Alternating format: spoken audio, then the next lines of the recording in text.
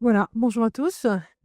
Donc, bonjour, si vous nous rejoignez sur la chaîne Cap Emploi en direct, pendant la Semaine européenne pour l'emploi des personnes handicapées. Là, je suis accompagnée, par Christine Meyer, donc, qui s'occupe du pôle formation et prestations de Pyramide Est, avec qui on va parler justement de formation et prestations. Créée en 1995, l'association Pyramide Est favorise l'insertion et le maintien dans l'emploi des personnes en situation de handicap sur le territoire de la Moselle, mais aussi un peu du Grand Est, et propose donc de nombreux services annexes. Et du coup, première question, est-ce que tu peux te présenter et nous dire ce que tu réalises chez Pyramide Est? Alors, oui, donc, alors je suis psychologue du travail et depuis, quelques années maintenant, je, coordonne le pôle prestation formation de Pyramide Est.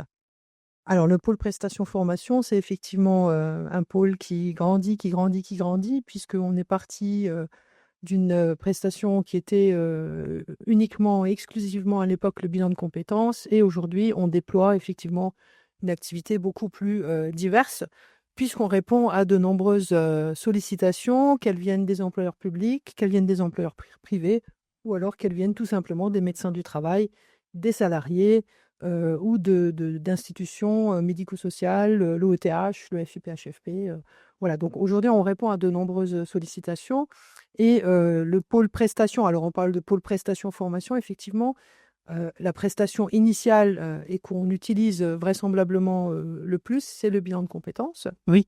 Le bilan de compétences qui est donc effectivement un dispositif spécifique qui permet, à un salarié de faire, un bilan, complet sur, son parcours de vie, parcours scolaire, Ça, on va y revenir un petit peu après, mais professionnel, oui.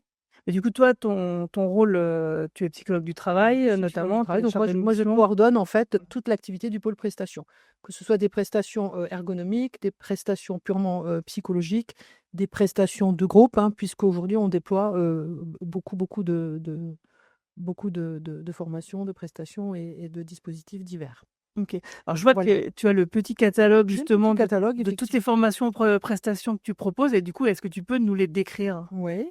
Donc alors je vais commencer par je reviens sur mon bilan de compétences, Voilà. hein, qui est donc effectivement, un dispositif que peut mobiliser tout salarié via son CPF, donc le compte personnel de formation. Il faut pour cela effectivement qu'il ait créé son compte et il faut pour cela également qu'il ait suffisamment de fonds pour, financer son bilan. Le bilan peut être financé aussi par une entreprise.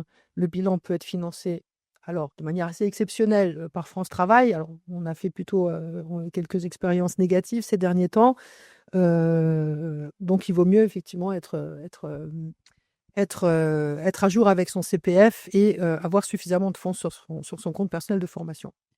Le bilan de compétences, donc effectivement, c'est un dispositif, qui va durer à peu près 2 à 3 mois. Il est très important, d'envisager ce bilan avec, du temps.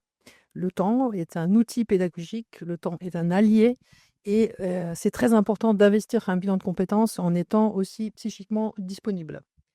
Si on est enfermé dans un protocole de soins, s'il y a des, interventions chirurgicales C'est qui pas le sont moment. prévues, c'est pas le moment effectivement parce qu'on ne pourra pas investir ce bilan complètement et c'est quand même des fonds personnels qui sont, engagés dans cette prestation, donc il est important aussi pour nous et pour le salarié qui vient nous voir que ce soit une réussite, Pas totale. gâché, quoi. Voilà, tout à fait.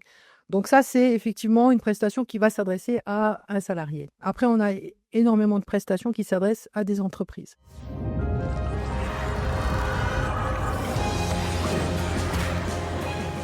Le regard des autres ne devrait jamais être un handicap à l'évolution professionnelle.